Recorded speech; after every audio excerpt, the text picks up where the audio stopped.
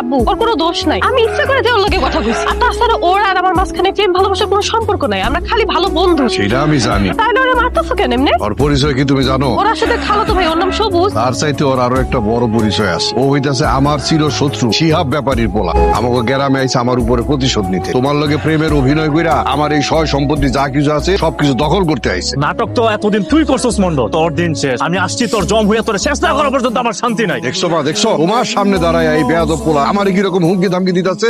আমি তোমারে কত ভালো মানুষ মনে করছিলাম, আর তুমি আমার পরিবারের উপর বদনাম নেওয়ার লিগে আমার সাথে মিথ্যা অভিনয় করছো। আগে তুমি জানো না তোমার বাবা কতটা খারাপ আর কতটা নির্মম। তুমি যদি তোমার বাবার কুকীর্তির খবর জানতে, তাহলে তুমি নিজ হাতে তোমার বাবার গলা টিপে মেরে ফেলতে। চুপ করো, আর একটা খারাপ কথা তুমি আমার আব্বুর নামে বলবা না। আমি জানি আমার আব্বু অনেক ভালো মানুষ। তোমার বাবা ভালো মানুষ? আর তোমার বাবা যদি ভালো মানুষ হয়ে থাকে, তাহলে পৃথিবীর আর একটা মানুষও ভালো নয়, সব মানুষ খারাপ। এই তোমার বাবার জন্য আমার পরিবারটা নষ্ট হয়ে গেছে, ধ্বংস হয়ে গেছে, আমি নিঃস্ব হয়ে গেছি, আমি এতিম হয়ে গেছি।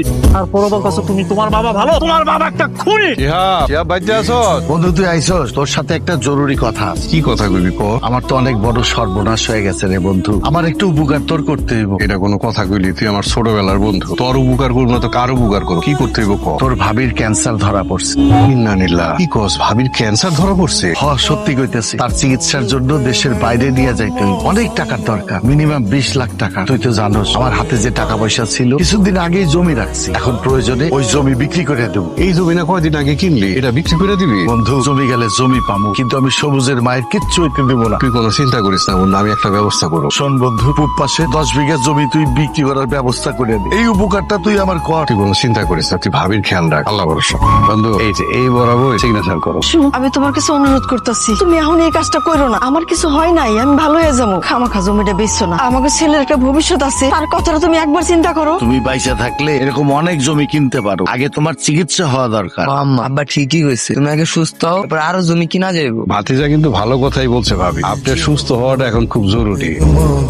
আর আমরা তো আছি, তাই না? ভাতিজার ভবিষ্যৎ নিয়ে আপনার তো চিন্তা করতে হবে না। বন্ধু, এই যে এই বরাবর সিগনেচার করো। তারপর একটাবার তুমি চিন্তা করো, শুধু শুধু তুমি জমিটা বেচছো না। কইলাম তো আমার কিচ্ছু হয় নাই, আমি ভালো হয়ে যাবো। ভাবি সাহেব, আপনি বুঝতেছেন না, আপনার চিকিৎসা অনেক টাকা লাগবে। এই টাকা ব্যবস্থার লিগে জমিটা বেতন লাগতেছে। সিগনেচার করো, চিন্তা করো না। ব্যাপারী সাহেব টাকা পয়সা তোমার নামে ওই যে পে অর্ডার করে দিব, রেস্টির পরে জমিটা পাওয়া যাবে।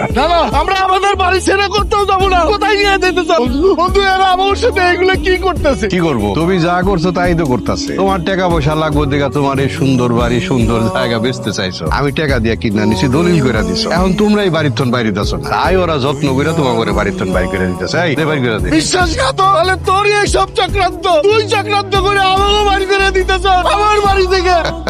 এরকম একটু একটু না করলে উন্নতি করা যায় না। অনেক দিনের খায়েশ আছিল, তোর এই সুন্দর বাড়ি সুন্দর জায়গা সুন্দর জমিগুলো আমার হইব। মৌকা পাইছি, মাইরা দিছি। তোর তো খুশি হওয়া উচিত, তোর বন্ধু এই কাম করছে। বন্ধু, একটা অনুরোধ করি বন্ধু, তোরে আমার এই ক্যান্সারের রোগী বউটারে চিকিৎসা করতে দে। তারপর বন্ধু, তুই যা চাবি আমি তোরে সব দিয়ে দেবো। বন্ধু, সময় আর নদীর স্রোত কারোর জন্য অপেক্ষা করে না, আমিও আর অপেক্ষা করতে পারবো না। এই জানা, আবার একটু গেটতে বাইর করে দিয়া, গেটতে বাইর করে দিয়া। কিসে তোমার কেমন করতেছে কেন? আঙ্কেল, আমার কি অবস্থা আঙ্কেল? সরি বাবা, তোমার মাকে বাঁচাতে পারলাম না। এখন তুমি বলো, এত কিছুর পর একটা মির্জাফররে আমি ক্ষমা করতে পারি? সি আব্বু সি, তোমার এখন আমার নিজের আব্বু বলে পরিচয় দিতে ঘৃণা লাগতেছে। তুমি এত জঘন্য একটা মানুষ, তুমি লোভে পড়ে কেমনে সবুজের পরিবারের সাথে এত বড় জঘন্য একটা অপরাধ করলা? ওর কথা বিশ্বাস করিস না, ও আমার বিরুদ্ধে বানায় বানায় এইসব মিথ্যা কথা কইতাছে। মন্ডল, অনেক পাপ করছো, তোর পাপের দিন এখন শেষ। ওসি সাহেব, আপনি আইছেন এই গুন্ডারে ধরে লইয়া যান। ও আইছে আমার করার লিগে, আমার সয় সম্পত্তি যা কিছু আছে এগুলি সব দখল করতে আইছে। হ্যান্ডকাপ পরো। আরে কি করতেছো? আমার হ্যান্ডকাপ পরে যাচ্ছ কেন? ওই যে আসামি তো ওইখানে খাড়া রইছে। মন্ডল সাহেব, আপনার সব দুর্নীতি ধরা পড়ে গেছে। আপনি নকল দলিল দিয়ে যে বাড়িটা দখল করছেন, এটা যথেষ্ট পরিমাণ প্রমাণ আমাদের কাছে আছে। মারে মারে একটা কিছু করে, আমার তো পুলিশে ধরে লইয়া যেতেছে।